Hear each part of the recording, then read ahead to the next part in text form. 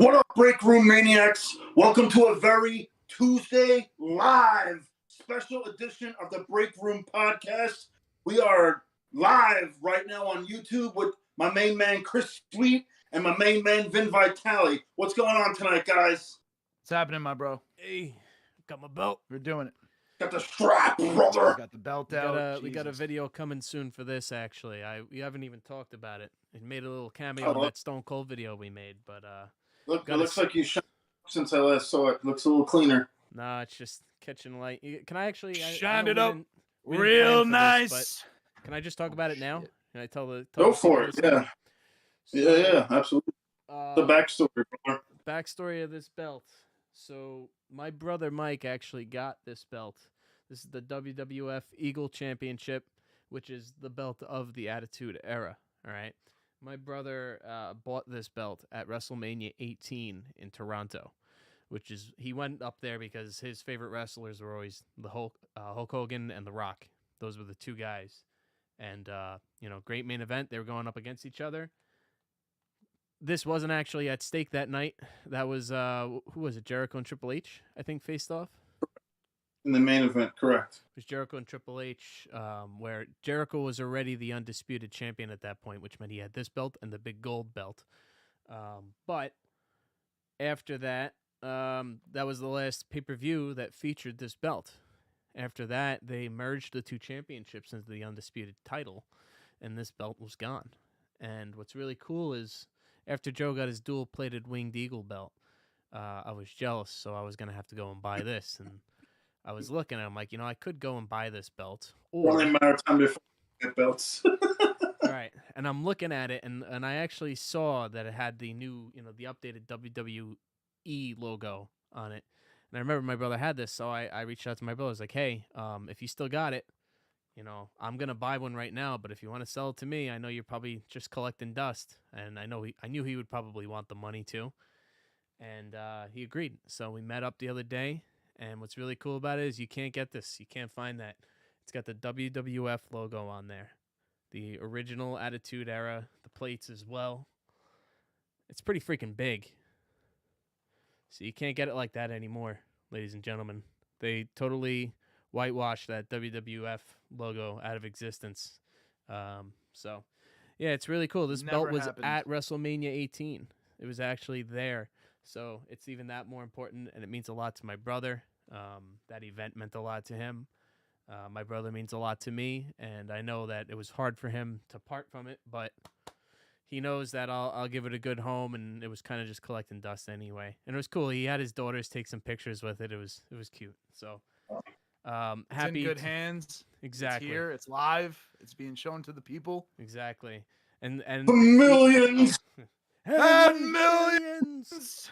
It was funny. Even I posted a video of me driving around because when I drove home from my brother's, I wore it around my shoulder, and it was so funny to see the other people's reactions. It was like a lady walking her dog, and the look of like disgust and surprise on her face. I was like, "That's right."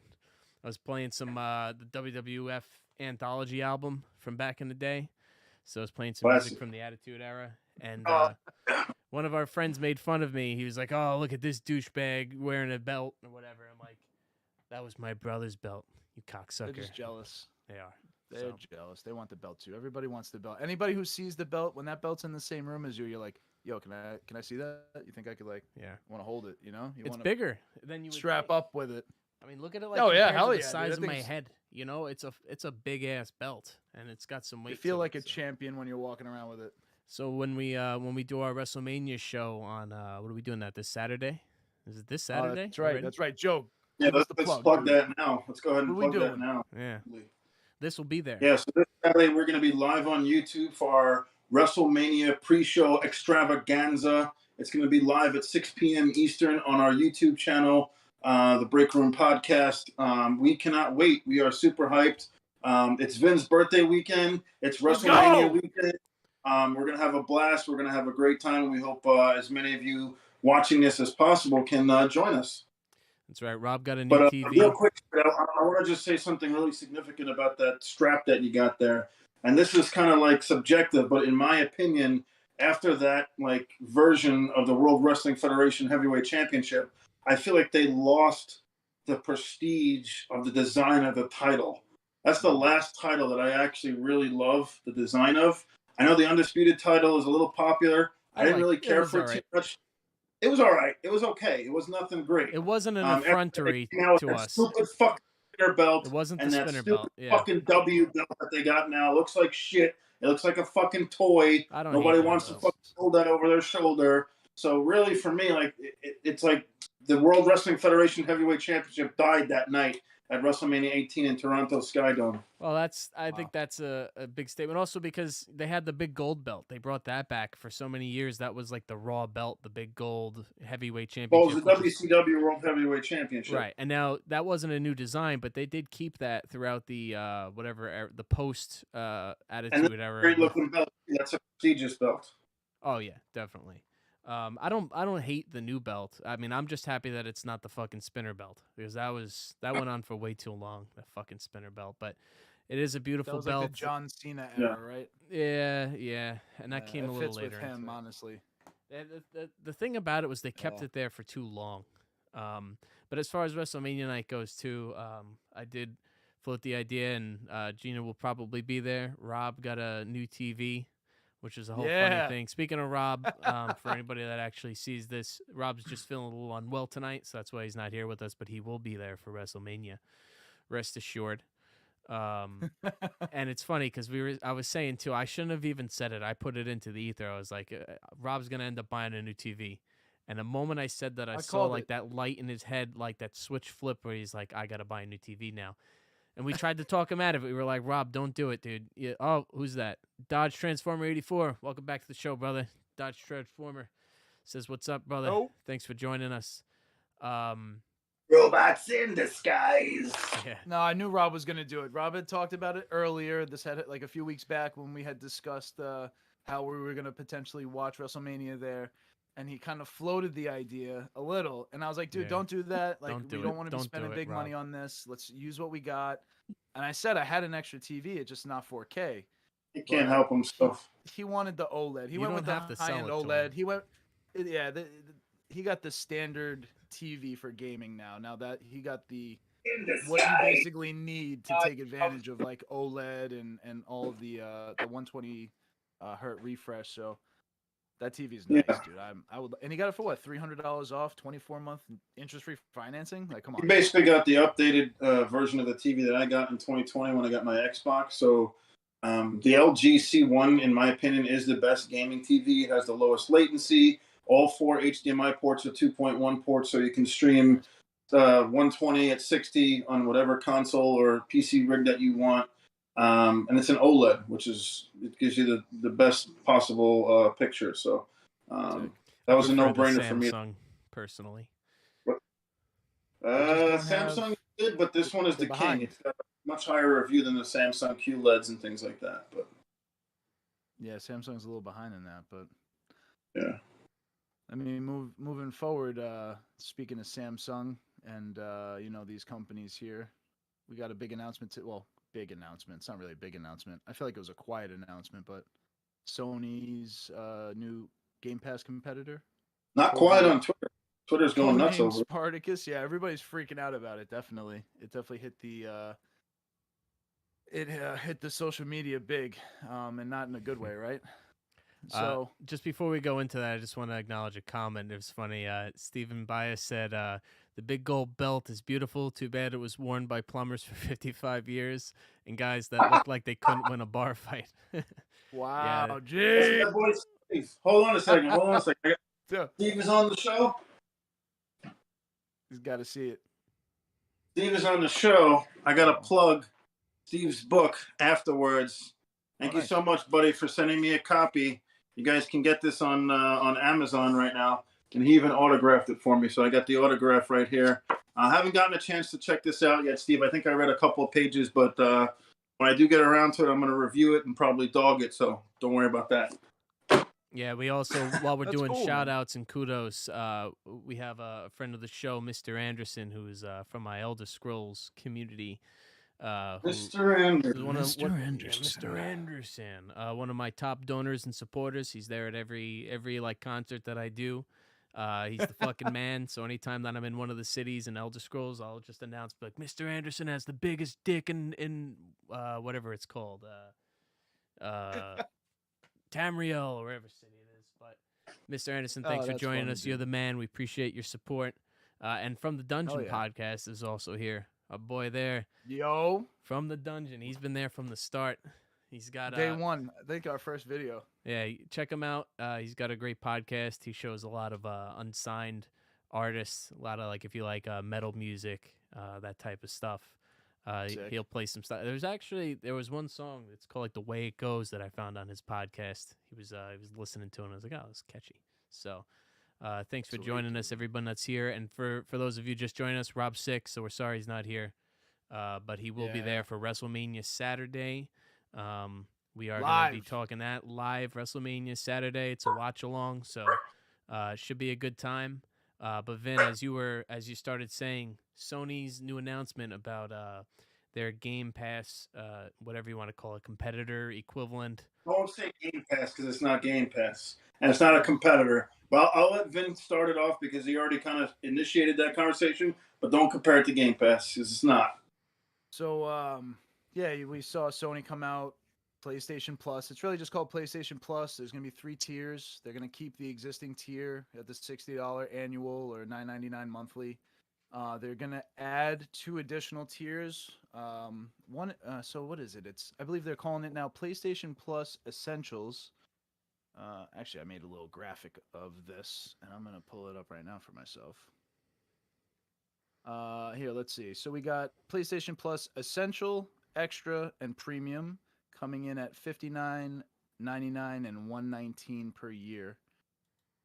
So what they're going to include in each tier is on the second tier, you're going to get access to about 400 games, retro and previous gen. So anything apparently from PlayStation through PS4, they're going to add a library. I think of rotating games. Well, it's like PS Now. They already offer that, but you have to like stream the games, right? So yeah, exactly. And I believe what I read was because of the architecture of the PlayStation 3 games will still stream, but you do have the option for the PlayStation and PlayStation 2 games to be like locally played, I believe. But I think a lot of this stuff, this isn't coming out till June. So, it's like a little bit, it doesn't seem like much is going to change. It seems like a merger of PlayStation Now and PlayStation Plus under one service. And yeah, it's definitely like I'd say you'd call it like an alpha or a beta launch because it doesn't have some of the obvious benefits of like a Game Pass. But I know everybody's got insane criticism for it based on the launch, based on the packaging. It is not a competitor to Game Pass as of yet. They do not have day one first-party launch titles coming to the premium side of the service. So when, let's just put an example in there, whether it's God of War Ragnarok we have coming, it's the most anticipated one. It's not going to be on their premium subscription service day one. So right away, that's something that, of course, jumps out at people because with Game Pass, anything coming from Microsoft is available day one. But you know what? In like 2 months or so, because I know that's one of Joe's biggest complaints about it is, it doesn't have launch games. But they'll get them on there in like 2 or 3 months, and then that's how PlayStation Plus or Gold or whatever is now. I've gotten tons of good free games from PlayStation Plus as is. It just seems to me like they're kind of mashing PS Now with PlayStation Plus and kind of making it like a tiered system. Should they have launch titles? I mean, maybe, but that would be nice. It was nice to get Halo at launch, even though it does kind of now, a few months later, feel like an incomplete game, which we'll talk about later. But what's your? Oh, sorry, yeah. No, I'm going out Joe's of got turn. A lot to say. I know he's boiling over there.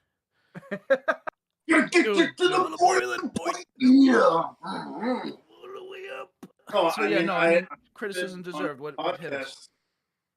I said on this podcast months ago when we had the initial discussion when they first poached the idea of the, I guess Game Pass, competitor. I went out and I flat out said that if they had first party PlayStation titles, I would go out and I would hunt for a PlayStation 5. That would entice me to kind of buy a system. If you think about $120 a year price point, and you get first party premium PlayStation titles, I mean, that's a hell of a deal. I just feel like Sony is just missing the boat with this. I know what you're going to say. You're going to say that Xbox Game Pass didn't have that when it first launched and blah, blah, blah. But you know what? Maybe you didn't get it when it first launched. Maybe you didn't get it until they started beefing up Game Pass. And at the state that Game Pass is in right now, it's untouchable. Because not only do you get, Xbox, Microsoft Studio titles, you're also getting anything from Bethesda. Now you're also going to get anything from Activision. Don't you get So they EA? just keep stacking. What's that? EA as well.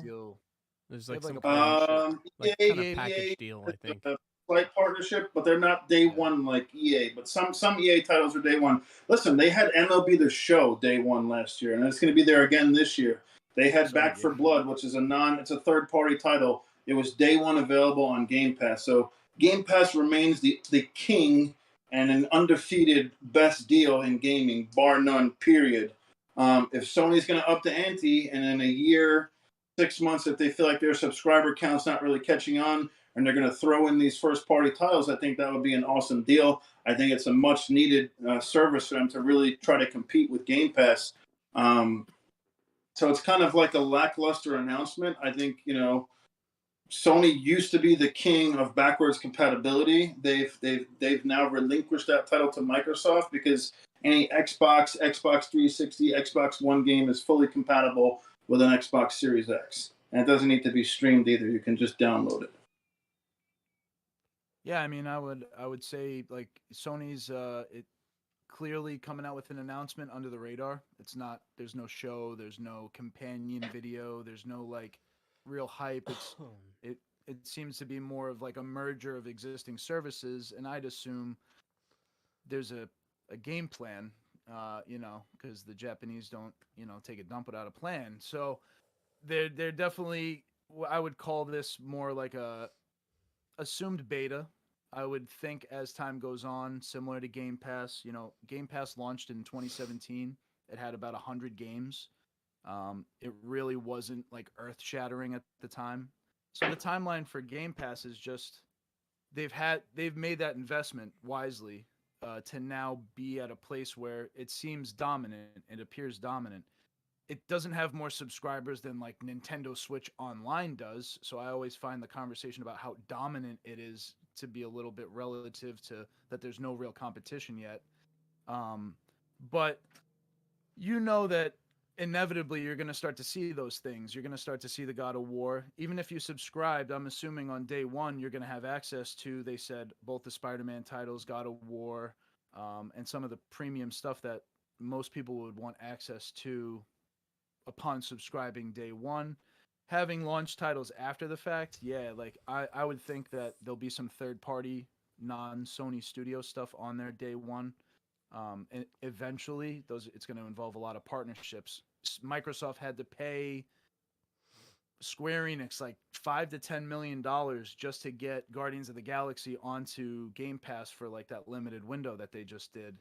So it costs money. It's a big investment. That they're not really going to just immediately. I don't think they feel that need to jump out and be like, oh, here's everything all at once. It's probably a bad strategy anyway, because you don't know how your systems are going to respond. You don't know how, as you start to do more cloud side loading and more people subscribing to these services, they're not Microsoft. They don't have the benefit of Azure Cloud and the behind the scenes technology that Microsoft, the infrastructure that Microsoft has. But I would assume it's going to get competitive. They're, the console right now is dominating the market. It's funny, when I read the timeline of Game Pass, it was very like they were smart. Microsoft came out with a very intentional design. So again, it launched in an alpha state in 2017. It didn't have launch titles till 2018. Then in 2019, they merged Game Pass and Live, because you used to have to pay for Live and Game Pass if you wanted to play online games. So, there was a little bit of like, damn, you had to pay for both services separately. Then they brought in 2019 the PC streaming side of things, which to me is the most important strategy for Sony, because I'm on that side of things as a PC user. I've benefited directly from Game Pass being available for PC, and it's allowed me to not have to buy an Xbox. They There would enabled definitely us to be play that. together, all of us. Yeah, Mm. Me and yeah, Vin so- have PCs. Joe has an Xbox, and we were able to still play together, despite despite that what used to be a barrier, and it's still kind of a And- barrier. and That's again, huge. That's absolutely huge. and to just to remember, it's not a day one thing. It just so I would trust them to implement these things slowly, but at a faster pace than, let's say, Microsoft. Microsoft was out in front. They were doing it. They were experimenting, building the plane as they were flying, as some people like to say. But yeah, I think inevitably it's going to be a good service. I'm not going to go right for it. I don't feel the need. I'm kind of like a 2-game per month kind of guy. I have my locked in Yeah. games, and I don't really think I need that 400 plus game library, because then the question I have is, does this access to all of these libraries and all of this stuff, does it water down games? Does it lead to lower quality games? Because I know the president of PlayStation came out, said something like that. Like, he's like, listen, when you do these projects and you invest the kind of money we're investing, like, there needs to be a back end of profit, and we would have to invest less money in games that were coming directly to stream because they're on a different timeline, or they're on. So it's like similar to Netflix, Do you guys binge shows? Do you guys like binge hard? 10 Not episodes in a lately. day? Not If lately. you could, If it's something I want to watch, I think the last thing that I binged like all the way through was Cobra Kai. Joe, The last season of that. you know So- what I started binging last night when I started rewatching? The Shield. oh, Such a Greatest good show of I all. watch it. Such a The great second show. greatest show of all. If you guys Second haven't seen The greatest. Shield, it's good cop drama. It was on FX Network. Oh man, I just started I'm rewatching happy to hear you say that, bud, because that is one of my favorite shows of all time. Where are you at? I got like 3 episodes in, and I just remember like when I was a kid in like high school, like staying up later than I should, like till like 2 in the morning, even though I had school the next day, watching Did you Shield. Did you see every season, every episode? Yeah, but I was younger. Like now Yeah. it's been like over 10 years probably. So hey, if you haven't seen The Shield, great show. But nah, I mean Netflix. I can't just. I'm really. I said that if they raised their price again, I was gonna cancel, and I haven't canceled yet.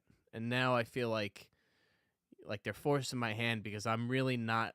That's great that they want more money in Netflix and they want to invest in shows and stuff like that. But I'm really not watching this stuff, so I'm not getting what I'm paying for. I'm actually getting less now. So That's my kind of question. It's funny that it starts off as a really great deal at a really great price. You know what I'm saying? The consumer is the winner when new things are debuted, because they have to give it away at a loss. And then as time goes on, because they need to capture more audience and they're competing, they have to invest more in higher quality, which means they got to raise the prices. So back to that point about the games, where it's like, can that happen? Is there the potential for technically lower quality product coming out because everybody's into streaming services? It's all about the flavor of the month game. We have friends who do that. They switch game to game to game to game to game to game to game, and that's a Joe, trend, and Joe. that's like a business strategy where it's like, oh, we got these guys hooked for 60 days. Let's do the next game and then the next game, because they don't want to invest in narrative. They don't want to invest in story. They don't want to take that extra time to make sure it's right. And this is only for some studios, but while we're is on that risk there? While we're on the topic, I know we wanted to talk about this a little bit later, but I think it's just kind of natural involved with all of this is we had the announcement of GTA Plus, another subscription service for Grand Theft Auto. Subscription on a subscription. And it's funny because there's a lot of skepticism about it, which there is about it. Any time that people are asking us to pay monthly for anything, we're skeptical, right? And angry. We get very angry. People get very Pissed. angry, You and gotta pay like more. people become like communists all of a sudden when they when it comes to video game companies Free! making money. Like they just Like, I'm not anti DLC. I'm not anti like microtransactions in games. It depends. Like, if it's out of like The Sims is ridiculous. If anyone tries to play The Sims, they try to charge you for every fucking piece of furniture that you want to put in your house now. Um, there's Gran obviously Turismo 7 is getting a lot of flack for the microtransaction stuff right now. yeah. A lot of flack for that. There's a certain level of it which is definitely unacceptable, and like you see it a lot. EA has been rightfully called, especially Notorious. because they own the Sims. So what the fuck? It's gotten so out of hands. But I'm not totally against it if it's done the right way. And I've never had a problem with the way that Rockstar does it with Grand Theft Auto. They don't. Free. It's everything. It's all Every DLC, every update that they've come out with has been free. Free. Now, if you want to buy a shark card, cool, man. If you want to save your time, I look at it like how much is your time worth, right? If you're gonna grind in a game for 20 hours to get a certain amount, but you make a certain amount per hour and you want to spend it on a shark card or something like that to save yourself time, I have no problem with that. There's a balance to it. That's their formula too. They know that. You know what I mean? They do the same kind of calculation on their end. Like, so it's good and bad because in GTA Online, I felt like they were very stingy with the money at first, and they then as GTA Online continued to develop more, they began doing giveaways and bonuses and like, oh, if you're this kind of Prime subscriber, you get this much.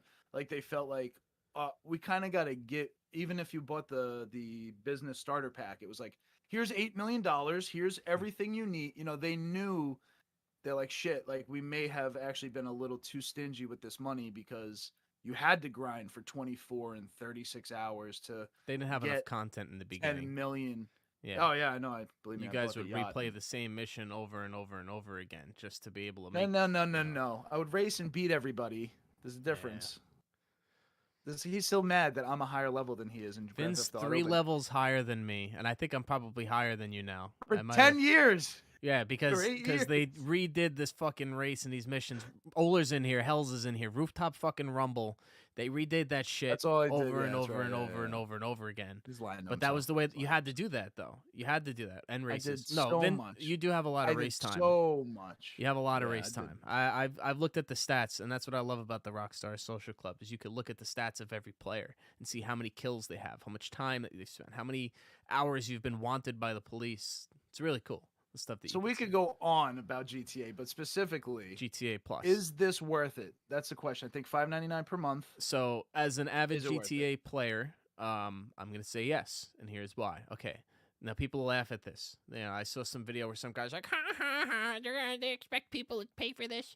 Okay. You get $500,000 GTA dollars. Now, I don't know how much that is if you were to buy a shark card for $5 or $6 or whatever it costs, how much money that gets you. But it's a decent amount of money. He's like, that's nothing in GTA. Cars cost this much. Yeah, I look at that like that's a quarter of a car. That's 1/3 of a very expensive car in Grand Theft Auto. Now, they also gave away an expensive car, the Vest 8 or something like that. It's like $1.5 million if you want to buy it, so it's $1.5 million for free. I already had the car, but now I got another one. And you get a free upgrade to that like HAL vehicle, which isn't available to most people, but if you have this, you're able to do this now. Costs a lot of money, brings your car to the next level. It's a very good value. This is like $2 million. Actually, it was more like $2.5 million worth of money in this game now that they're giving for free, or not for free, for $5 or $6. You go to Starbucks, you buy a shitty fucking coffee for $5 or $6. You can pay GTA Plus $5 or $6. It's worth the price, in my opinion. Come at me. I want to know.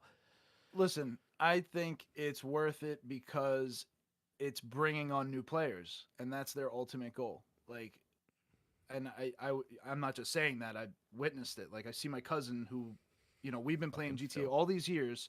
He never got on. I've never seen him on. It's for a number of reasons, but now he's interested in all of a sudden playing. He likes the story he wants to do heists, and he feels like the thing that I think kept him away was we had so much shit, and he would have nothing and be like impoverished, and everyone feels like I have nothing to contribute to this. Like I'm broke, bitch. I'm broke. Shit, no one wants to feel that way when they're in the game. You know, you want to feel like you're contributing or you're part of the crew or whatever. And I would just challenge anyone who thinks it's a bad idea that, well, if they're bringing on new players, clearly it works. And clearly the other thing to me is they have a long-term plan for GTA Online. This isn't going anywhere anytime soon. We're going to see GTA Online iterate through the next game. So I'm all for it. I said it. I would hate to give up thousands of hours of gameplay because we left the game behind the previous generation, or they didn't update it in 5 months and we just don't care anymore. Like, I love the ability to go back to the game. They add something fresh. Now that it has the 4K 60 hertz refresh, like it feels like a game amazing. You could play again. Yeah, it looks gorgeous.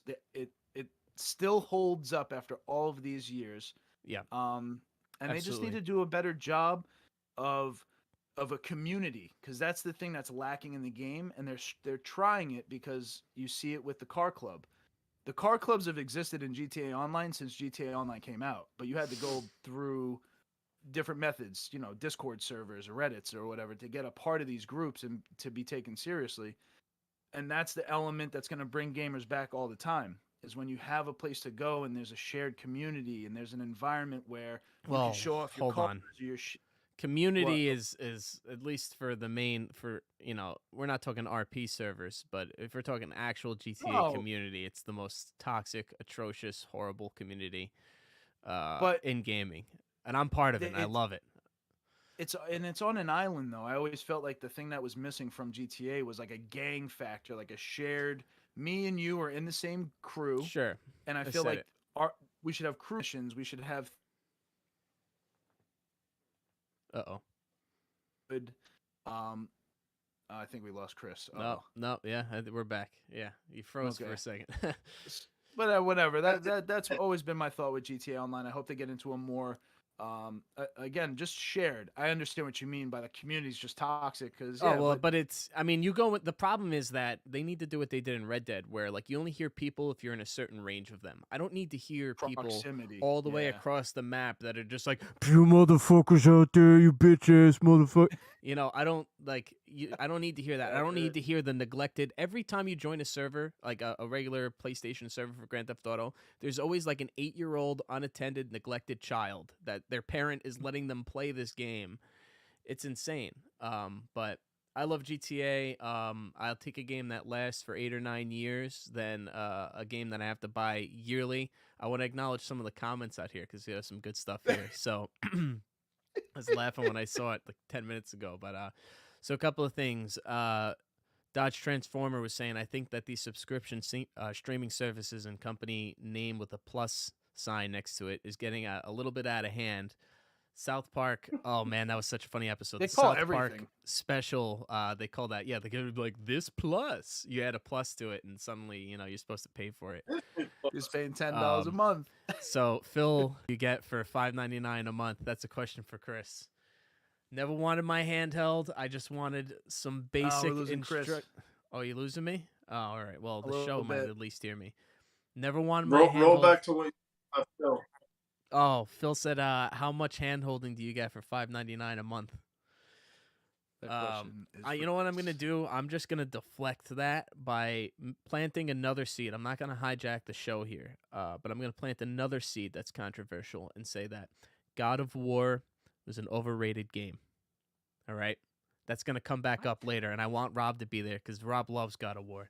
But God of War is an overrated game, and Elden Ring is very similar to God of War, in that it's this game that everybody loves to me. It looks pretty good, but it just feels empty and lifeless and pointless, just like Elden Ring. All right, we're planting that seed, but I'm not going to hijack the episode. We'll talk about that later. God of War is an overrated game. Am I actually going to defend PlayStation on that comment from someone who doesn't buy PlayStation stuff? Wow, yeah, I don't know where to go with that one. I bought a PlayStation 3 just for God of War and Metal Gear Solid 4. I specifically mean the most recent God of War. Did you even whatever it was? Yes, I did. Did Joe? Did you play the recent God of War? You didn't get the chance to, right? Like on PS4. No. Okay. It's a fucking 10. Easy. I don't know. Actually, I did play it, but like not enough to like enjoy it. I played it at a friend's house, but no, like when you say play something, I mean did you complete it? I don't consider it playing. Completed. I've seen it. I've seen it in action. I've held it. I've thrown the Mjolnir and caught it back, and All right. I Dungeon want to put a bow Podcast on agrees with Chris. I know we're going backwards, but I just want to say that I'm it. curious to see what kind of games they have on their list. That 400 game list. I'm curious to see what type of games are on that list. And the other thing, I didn't get Game Pass when it first came out. You kind of went through like the timeline of Game Pass. I didn't get Game Pass until 2019 when they merged Xbox Live and Game Pass, and I think I paid it for like $1 a month when they had that promotion or whatever it was. It was like some crazy promotion. But yeah, we'll see what happens with this. It's that's it's kind of like a point. Win news, but like until they can really like stake claim that they're gonna have some really like valuable, stuff for their service, I just don't see it. I just don't see the value in it as of yet. Chris knows how to get the crowd going. I'll tell you that. The comments are glorious. Appreciate that, Chris. If you want to do us a favor, and to Joe's point, not having got into Game Pass right away, I think that's similar to what's going to happen here. You're going to see a lot of PlayStation users stick with what they got. Some will maybe test out the new just to see what's there. Everyone's going to kind of wait, like you said, wait for the list of 400 to see if there's something good. And I think they'll continue to build on it. I think another part of like Sony's strategy might be they are Sony. Like, what do they have? They have entertainment, they have music, they have movies, they bought Sony owns, I think, all of Funimation and Crunchyroll. So if they start, because I know with Xbox, they packaged in a lot of stuff. You don't even just get like games with Game Pass. Now they have all sorts of alternate content that they're trying to deliver. I'm surprised the Halo show isn't in the Game Pass or like a Paramount Plus subscription. You get like 5 months free with Game Pass. Do? Paramount Plus, yeah. Well, hey, that transitions us perfectly, I think. Have you guys been watching that? Have you been watching the Halo show? Oh, I watched it twice. Well, it's only I absolutely love it. My dog's acting. You watched it right twice? now. Yeah, I watched the first episode twice. What are you doing? What's your takeaway? What is hyping you up about it? I know you like it. I just love that it's violent. I wasn't expecting it to be as violent as it was. So when you see like the elites like just decimate an entire town, they started killing kids. Yeah. And when the Spartans kind of flew down, yeah, no hesitation, just killed kids. I just love the gritty brutalness of the show. I think it's awesome. The only gripe, I think Sweet said it earlier in the week, that I think that they kind of blew their wad, so to speak, way too early with Chief removing his helmet. I think that could have been like a final episode type deal, but it's fucking Hollywood. They always want you to see who's underneath the mask. They make everybody take their fucking mask off. The Batman movie, he went to the club with his fucking cowl off, and everybody's gonna take the Mandalorian's fucking gotta take his fucking helmet off, and Boba Fett takes his fucking helmet off. And we want to see what's under. No, it's fucking Michael Myers. Don't take the fucking mask off, motherfucker. No, here's the thing. If you're gonna take, I agree. You really shouldn't, especially for Chief. But if you're gonna take the mask off, at least make it good and like mean something. But it was too soon. It was definitely too soon, and like, oh man, I don't want to be a jerk. When I picture Master Chief, I just didn't picture that guy. Oh, sure. That guy looks like a third string, like halfback or something like that. Like, I don't know, like he seemed like a good guy. I don't expect that from Master Chief. I wanted somebody that looked more badass, but yeah, I know what you're saying. Whatever. I don't know. I know it's a weird request, but it's just like, I don't know. When you like have a vision for what somebody will look like, and you expect like this kind of like grizzled, I don't know, fucking Marines, Navy SEAL, yeah, augmented, thick-necked, fucking gorilla. Somebody who's just like a total badass. Yeah, absolutely. Agreed. No offense to the guy who played him, but it's just, I'm sure he's freaking a badass too, and he could beat the shit out of me. But I just, that's not my Chief. I don't know. It just doesn't. It's not my Chief. Not my Chief. It was not my Chief. It was good. I will say it was a good episode, and I think it's a good introduction for the story of Halo. I had some other gripes too, like how come when humans shot guns, it just totally didn't matter at all. It didn't kill the elites, but when a Spartan picks up that very same gun and shoots it, now it hurts them. And I don't buy that Vin's gonna say, oh, they know where to shoot. That's bullshit. The bullets literally just absorbed them. They were totally invincible, totally invulnerable to all bullets. Here we go. You want the movie answer? This is I gotta say, it's Hollywood, kid. That's how it goes. The Stormtrooper, but I mean, it was too. Stormtroopers couldn't fucking hit shit. They are the worst shots in the history of the galaxy. But you give that blaster to Han Solo, and he could fucking hit anything from fucking yards away. That's not the thing. It's not the same as the Stormtrooper, because the Stormtroopers weren't capable of massacring. The elites were destroying everything. They were invincible. It's a little different. They're a bunch of fucking drunks in a pub. What do you want them like? These elites are like. But then the very same chain gun that the guy was shooting them with, the chief of the separatists, he was shooting him with the fucking minigun, and it did nothing. But then when Chief picks it up and shoots him with it, it killed him. And it was like, it just didn't make sense. I do that now. I don't want to get hijacked with the things I didn't like. I do want to talk about the things I do like. I loved when they did the shield, like the beeping of the shield from Halo, where it's like beep beep beep beep beep beep, and you're like shit, right. You like hide, and then and you heal back up, and you're ready to fuck shit up again. I like that they managed to fit that in there. Don't know how I feel about like the whole like the military like aspect of it, like the hierarchy of like that bitchy like older lady that was just like Admiral. Yeah. The plot seems a little contrived. It's like, hey, here's our hero, Chief's the hero, and then like 30 minutes later, it's literally like the entire military against Master Chief. The whole fucking military is converging on one point to stop this one fucking guy that was just 10 minutes ago the hero. It seemed a little contrived. Now, again, I'm not saying I hate it. I'm rating it like an 8.3 if we're gonna put ratings out there. What would you guys say? I mean, no, I said 8.2 earlier in the week. I think that's on the money. Okay. Yeah, it's I got a long history with Halo. You know, I read the books. Joe, my cousin, recommended the books to me a long time ago. Played through all the games, all the campaigns, you know, except for 5 because it doesn't count. And I didn't finish Infinite. So I lied. But you know, I've always imagined that there was a bigger world out there for Halo. It had the kind of depth and lore and characters that you wanted to see more. You wanted to hear more from. When you read about Blue Team and you read about Onyx and the fall of Reach and all of these things, they did such a great job. And the character of John or Master Chief, it's incredible. The Spartan program, they really go into detail. I was always hoping they would use that existing lore to start something in the movie or TV realm.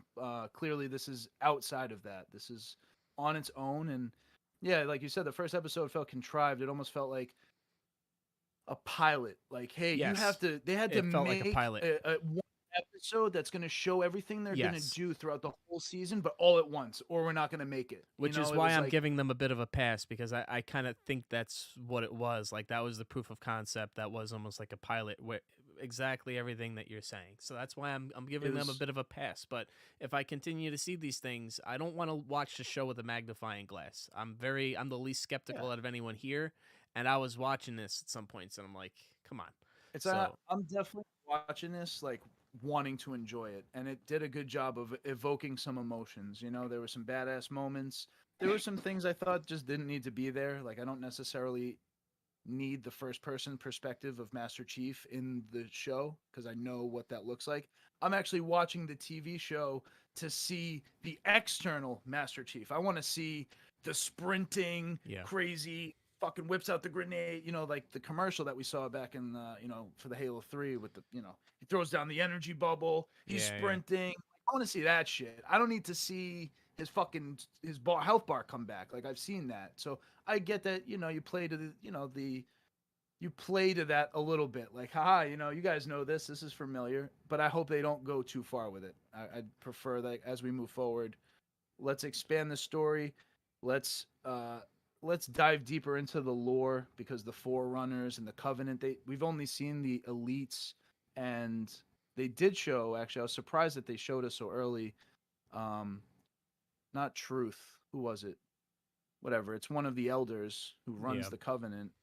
And there's a big drama between those guys that I hope they're able to show. Well, they had like an Truth. enslaved woman with them too. They had a human.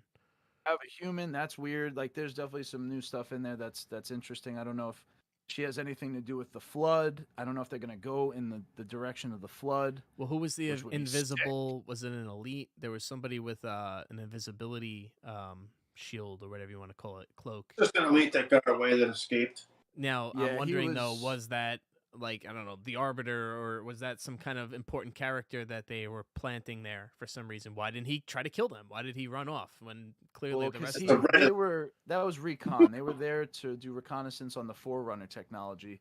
The Right. humans just don't know what they're looking at yet. But Yeah. what the Covenant knows what they're looking for. And he was waiting to see Master Chief touch it, because the thing about the Forerunners is everything that they have has this kind of imprint, 5 fingers. And the Covenant all have claws and different things. And like Truth and the elders know that humans are the key to the Forerunner tech, but they don't want to let anyone else know that. So that's why he sits there and watches and waits till he touches it. Yeah. And then he runs away. They were reconning to draw the humans there, and then Couple of things. So pretty Well, so I want to take a look at some of the comments here. Just we can go back, but just the last comment here was Phil. He said, "Haven't seen Halo yet. What would you measure its sorry, it's small print for me to read. What would you measure its production value against? Is it clearly a TV show, or does it feel elevated like an HBO limited series?" Can I answer that? Yeah, I figured that was. Yeah. It's a little bit of a mix. There's a little bit, I Yeah. gotta be honest. yeah. It feels like a fan film at times. Like, there's quality things in there that are like, are you fucking kidding? Like, this was $10 million per episode and it looks like that. There's definitely some of that. I've only seen obviously episode 1, so I don't know if they, saw that and make adjustments. There's other times where it feels good. It feels like it has scale to it. But what, to me, especially in the first episode, it goes back to like trying to do too many things at once with the money and the budget. Like, how do you stretch $10 million across good actors, great visuals, great scenes, and they don't have the benefits of like what Disney's using, like the Disney technology, that sound stage and all of those It's Paramount. Not that Paramount Pictures isn't. Oh, It's definitely not as like cutting edge as like a Disney Plus. I think it's Winter Paramount. Soldier show. It's not like a Loki. It's nowhere near the quality of like a Mandalorian or a Book of Boba. It's somewhere in between. Somewhere in between, maybe like an HBO production and then like a Disney production. And yeah, there is some shades of like a fan film type feel to it, because the way that they kind of do the, I guess like the art design and some of the CGI is not quite as, I guess, technologically advanced as some of the Disney's. Like, it's never going to look like It Luke doesn't have Skywalker. You Yeah, can that's- tell you though know, that they're- Paramount is trying Best to. CGI I've ever seen. So, not quite as good at that, but it's still very good. It's very watchable. So. It evoked emotion. I gotta say, like I said, I want to like it. I'm watching it, and I have like a deep ties to the story and to Master Chief. I think about it on a deeper level than even just like playing the games. So there was definitely a few moments where I was like, "That was badass," or that, that's what I'm looking for. That's why I'm watching it. I'm not sitting here watching it. I actually got out of my chair when Master Chief like jumped down and kind of rescued all those humans. Like, I was like, exactly. Yeah, let's go, Let's Chief. fucking go now. That's That's it. what I'm. It was awesome, That's man. what. He's You were gunning waiting for down shit like- all the like. I love that shit. It's great. We waited, 11 years to see an on-screen Master Chief. When he first, was unveiled in 2001 on the original Xbox. So I'm just a kid in a candy store. I love Halo. I've always loved Halo. So I'm really excited about Thursday's episode. But there's some other stuff coming in the week. Tomorrow we have the first episode of Moon Knight on Disney Plus. That's kind of getting a little bit of a mixed bag of reviews so far. I'm not overhyped for that. I do like Moon Knight. I used to have a lot of Moon Knight comics. I still have them. So I'll definitely be checking that out. I don't know if I'm going to be jumping on it as soon as it launches, but we're definitely going to be checking that out at some point. And then obviously Thursday, episode 2 of Halo, like we said. And then it's WrestleMania weekend, boys. We're all in wrestling mode. We've been in wrestling mode for the last couple of weeks. The last couple of episodes of the Break Room podcast have been heavily weighed on, professional wrestling. So this is WrestleMania season. This is a big season if you're a professional wrestling fan. So yeah, we look forward to all of you joining us this Saturday, 6 p.m. Eastern, right here on YouTube. That's it, man. That's it. You guys, we could. Hey, I mean, we could wrap it. I could go on all day, but I definitely second that whole thing with what Joe said. And Moon Knight 2 is actually something that I just have no expectations. I'm trying to go in. I don't know the comic. I don't know the story. So, from my understanding, it's not gonna tie into the larger Marvel world, which is nice. I think they need to get away from the constant crossing over. It's sometimes nicer, especially on the Disney Plus, uh, you know, um, medium, to tell tighter stories, closer stories, more human stories, and then we can go to the theater for this, Doctor Strange spectacle and just, soak up every minute of it. But I'm looking for something violent. You know what I'm saying? Like, we saw Batman. We've seen where DC's going to take their stuff, and Marvel has always had it in House spades. of the Dragon. Oh yeah, that's true. House That got of the teased. Dragon. Hold on. So yeah, Moon Knight, keeping an open mind. I saw the 7.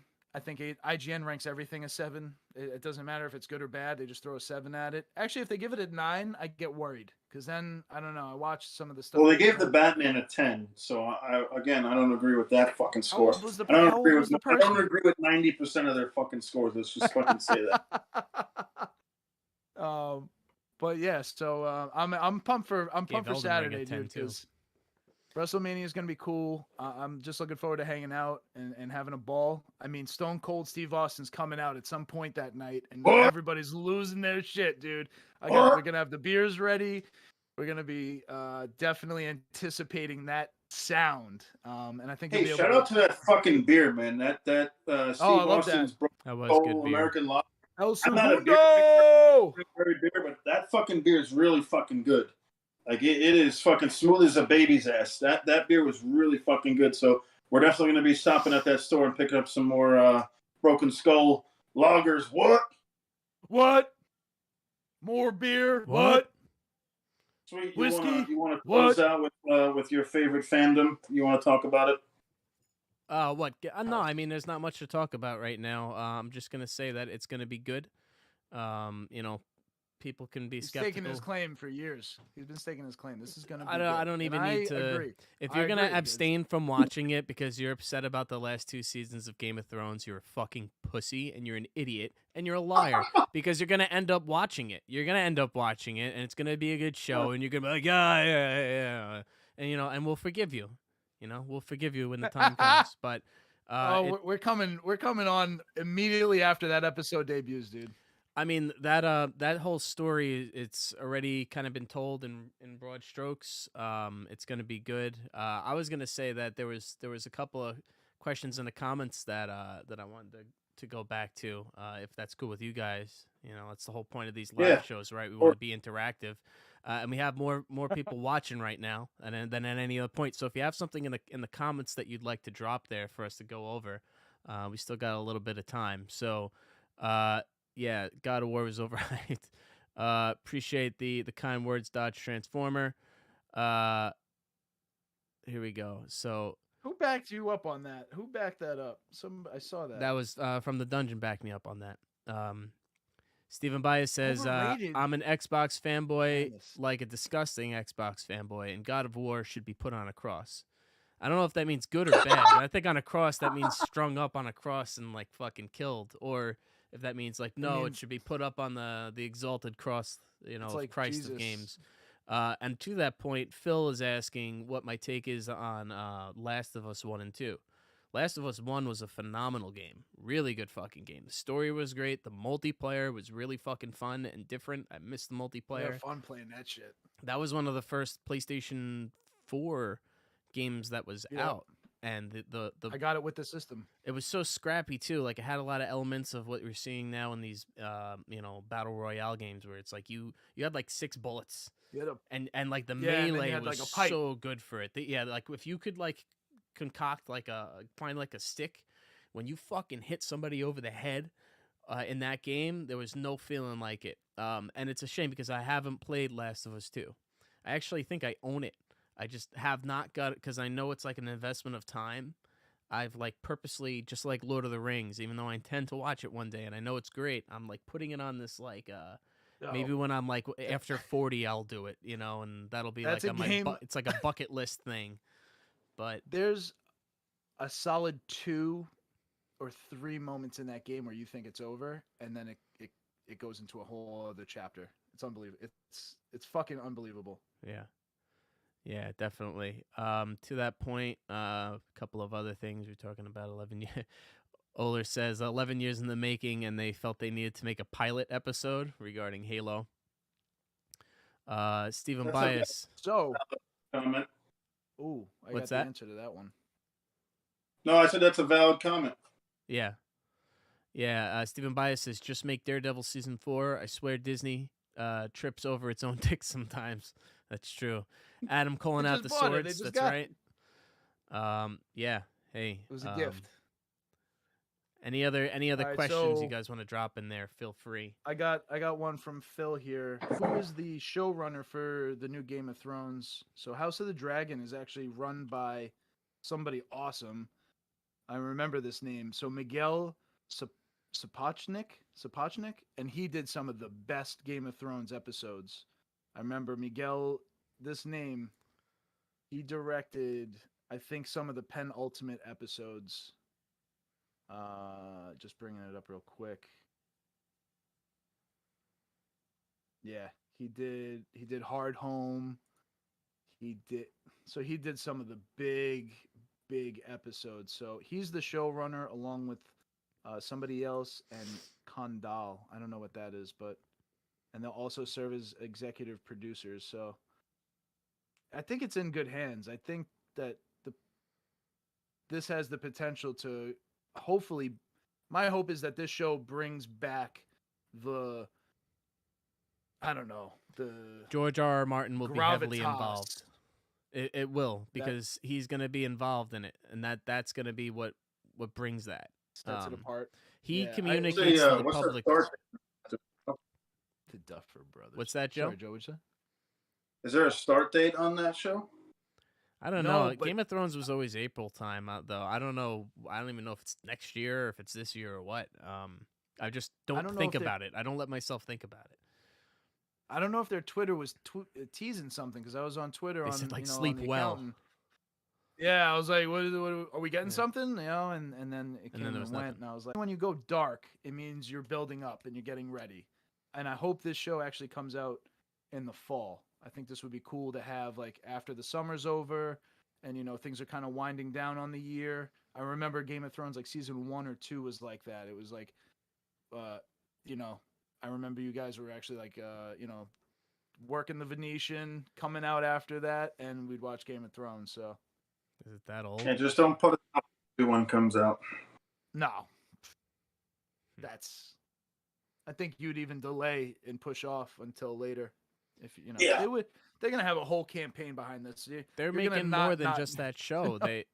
So George R. R. Martin's way of communicating with the public is he has a blog, and he put out a blog thing like 2 weeks ago or so, and he starts it by saying like, "Yes, God damn it, I'm writing." Well, what happened? You fucked up the Sorry, I view did there, that. but yeah, you want to bring I'll that back? fix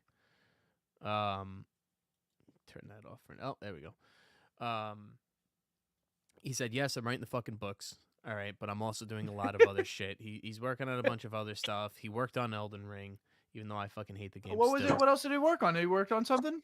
What did he do? Um, Yeah, he worked on Elden Ring. Yeah. So he worked on Elden Ring. A little bit of Elden Ring. Yeah. Hey, I've made Who the progress in Elden that. Ring? I've What? killed Godric. What? I went and I killed a few bosses. I've uncovered a lot more of the map. Still, You play just not having that much Play fun. multiplayer? No, I haven't played multiplayer, but I shouldn't have to to. play any No, there's half the fun. Well, fucking, have then that's to? like I What the gotta work fuck? with people's schedules and shit. I'm just saying it shouldn't require me to play with friends to actually have in the Doesn't fucking require 50 it. hours I Just put into this an game now. element. I haven't had fun. Like, it's just not like I don't feel like there's a few fleeting moments where I'm like, yeah, you fucking piece of shit, I gotcha. But it's like, I don't know. It just I'm not feeling Elden Ring. It's my final. I've been playing it. Hey, I'm trying. You know, has nothing to do with my hand being held. Fuck that game. If we want to go there, we can. But George R. R. Martin, he also said that they're working on some other shows. So they're making the Duncan and Egg stories, which is a huge like sub That's gonna be cool. story. Love that shit. Yeah, he's got several books written. This is like a different timeline. It's its own story that is linked to everything. But that's apparently now a go. So there's apparently like 3 other shows. So there's a lot of content coming there for sure. I'm fucking psyched. I really wish I could be an extra on one of those shows, man. Like, just let me fucking stand out in the freezing Norwegian. Did I lose you guys? Oh shit. This Oh, there on we go. the Game of Thrones deal. Well, You, hey. you froze up on me. I didn't hear you. No, I I'm still hear I'm you. here. I think you know, we covered a few things. I think we're definitely excited for this weekend, though. I'm looking forward to it. It's my birthday, by the way. Everybody out there, Yeah. appreciate you guys. Saturday. We're gonna be having a good time Saturday night. WrestleMania. 6 p.m. live.